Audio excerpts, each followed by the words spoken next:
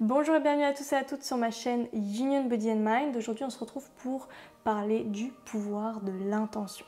J'avais envie de parler du pouvoir de l'intention avec vous aujourd'hui tout simplement parce que c'est quelque chose que je demande à chacun de mes cours, à chacun de mes stages, que ce soit du Wim Hof ou du yoga, c'est quelle est votre intention ?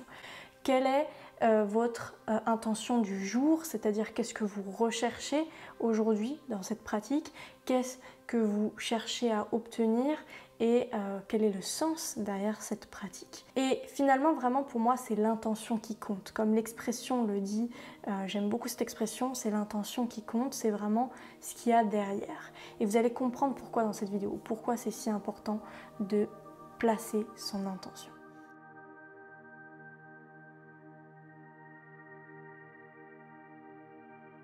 Pour commencer déjà, il y a une phrase de Joe Dispenza que j'aime particulièrement qui dit « C'est là où tu places ton attention que tu places ton énergie ». Et en fait, cette phrase, elle m'a fait tilt un jour en plein cours de conduite. Le moniteur me dit « Regarde là où tu veux aller et non pas là où tu veux finir ». Et vraiment ce jour-là, je me suis dit, mais waouh, mais c'est vraiment ça en fait. Si je garde le focus sur ma route, si je garde le focus sur la file, la direction dans laquelle je veux aller, aucun problème. Mais si je commence à avoir le regard qui dévie sur le petit fossé d'à côté, sur le ravin à quelques mètres, sur la file d'à côté et de la voiture qui vient en face, et ben en fait je vais diriger mon attention vers quelque chose qui va totalement me dévier de ma trajectoire. Finalement, on perd notre voie, on perd notre fil conducteur. Et c'est pour ça qu'il faut garder son intention, pour garder son attention toujours focus. Donc, l'intention, si vous voulez, c'est l'art de diriger votre énergie sur un point précis et l'art de donner un sens aux choses que l'on fait. Depuis un certain temps, je choisis de savoir pourquoi je fais les choses, de me questionner. Ok, pourquoi je pratique le sport par exemple? Pourquoi je pratique le sport? Au départ, je pensais que c'était pour m'améliorer physiquement, d'accord? Pour améliorer mon endurance, pour améliorer, pour être plus musclé, pour éventuellement voilà, faire apparaître certaines formes, etc. Bon d'accord, ça c'est l'objectif premier que je pensais être mon intention. Mais en réalité, c'est pas ça mon intention. Mon intention, c'est je pratique du sport pour me muscler peut-être, mais surtout, qu'est-ce que ça va m'apporter d'être musclé? Qu'est-ce que ça va m'apporter de me sentir bien dans mon corps? De me sentir bien tout simplement. De me sentir bien, de me sentir en confiance, de me sentir forte, de me sentir fière, de me sentir aimée. Vous voyez le nombre de possibilités. Donc finalement, quand on a des objectifs dans notre vie, on recherche davantage l'émotion correspondante à notre objectif que l'objectif en lui-même. Donc quand je dis « je veux être une star mondialement connue », en réalité, c'est pas être une star mondialement connue qui nous intéresse. Pour certains, ça va être la reconnaissance. Pour d'autres, ça va être le fait de se sentir aimé. Pour d'autres, de se sentir fier, de se sentir en confiance, de se sentir légitime. Voilà, peu importe. Mais chacun va rechercher une émotion particulière. Donc on recherche une émotion. Donc ça veut dire que quand on va placer notre intention, il va falloir l'associer à une émotion correspondante. Donc, je reprends. Imaginons que je pratique du sport. C'est certes peut-être pour maigrir, pour perdre du poids. Ok, très bien. Mais maintenant, comment je vais me sentir quand je serai dans ce corps plus mince? Comment je vais me sentir quand je serai dans ce corps plus musclé? Comment je vais me sentir si je pratique le yoga et que je suis plus souple? Voilà, etc. etc. Et c'est se questionner sur vraiment l'intention qu'il y a derrière. Puis dans un deuxième temps, ce qui va être intéressant, c'est de faire des exercices de visualisation. Parce que, si vous voulez, notre monde est un monde avant tout énergétique. Tout est énergie, tout est vibration. Et quand vous allez émettre une certaine énergie, vous allez attirer à vous une énergie semblable, une énergie correspondante. C'est-à-dire que si vous voulez attirer à vous vos rêves, si vous voulez attirer à vous des objectifs, etc., des situations, des circonstances, eh ben, il va falloir vous placer dans les meilleures conditions à l'intérieur pour résonner finalement avec ce futur potentiel. Ce qui est le mieux pour attirer à vous ce que vous désirez, c'est de le vivre maintenant, au présent. Et comment on fait ça? Par la visualisation. Alors la visualisation, c'est pas un outil magique, mais ça va vraiment vous aider à vous placer déjà dans la situation que vous souhaitez. Donc par exemple, très simple, je vais fermer les yeux et là visualiser mon objectif. Donc là, on va prendre un objectif lambda, on va dire que je me visualise sur une scène avec un public de peut-être 100, 1000 personnes.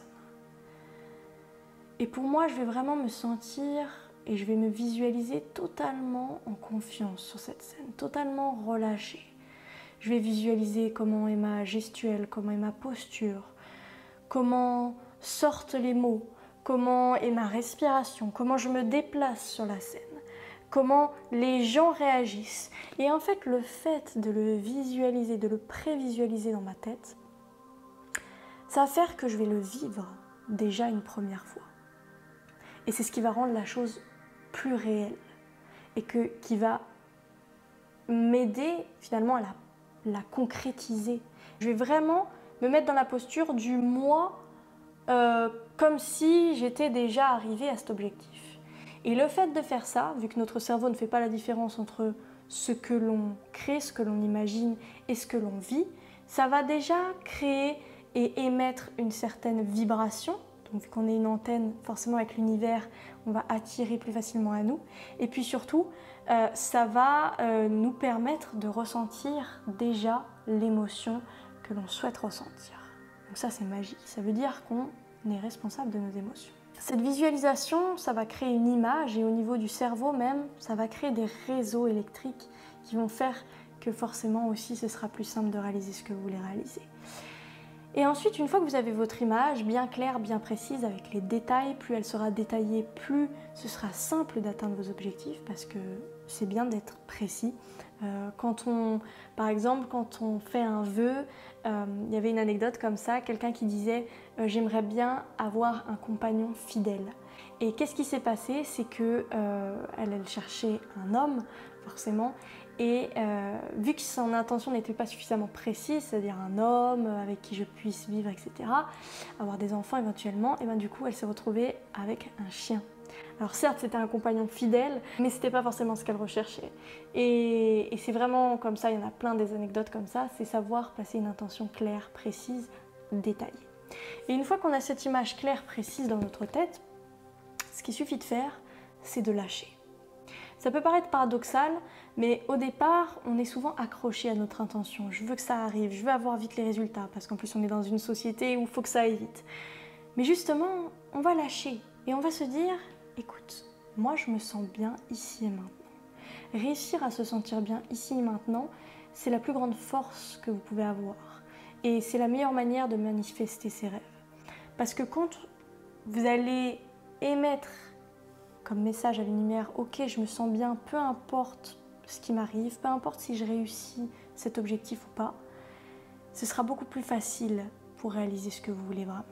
Donc l'intention, au départ, c'est un fil conducteur qui va vous aider, certes, à diriger votre attention, à savoir dans quelle direction aller, qui va vous guider. Mais parfois, on va un petit peu dévier de ce fil conducteur. Parfois même, voilà, on va tourner à gauche, on va tourner à droite, mais il y aura toujours un moment où si on revient à son intention, si on se recentre, si on se concentre, ça veut vraiment dire je reviens vers moi, et ben, on va toujours revenir sur nos pas et on va continuer à avancer, continuer à apprendre, et c'est ça vraiment le plus intéressant avec le pouvoir de l'intention. Donc, 3 choses. Première des choses, fixer une intention qui est reliée à une émotion. Deuxième des choses, visualiser, créer une image mentale, une carte mentale, ça va vraiment vous aider à mieux concrétiser vos rêves. Et puis surtout, lâcher prise. Lâcher prise. Plus vous allez lâcher prise, plus les choses vont venir à vous, comme dans un flot dans la vie. Il y a des moments où, ok, on peut être aux commandes, et des fois, on laisse l'univers faire. Avoir une confiance totale en la vie, en l'univers, finalement, c'est aussi dire à l'univers, ok, je te fais confiance, je te laisse, maintenant, c'est à toi de jouer. Vraiment accepter tout ça, accepter le processus, que ça prenne du temps et ne pas vouloir à tout prix les résultats de manière rapide. Donc voilà pour cette vidéo, je ne vais pas aller plus loin sur ce sujet. Si ça vous intéresse, n'hésitez pas à me le dire en commentaire, je ferai une vidéo plus pratique là-dessus ou vraiment un exercice de visualisation. Et sinon, je vous fais plein de gros bisous et je vous dis à très bientôt pour de nouvelles vidéos. Bye bye.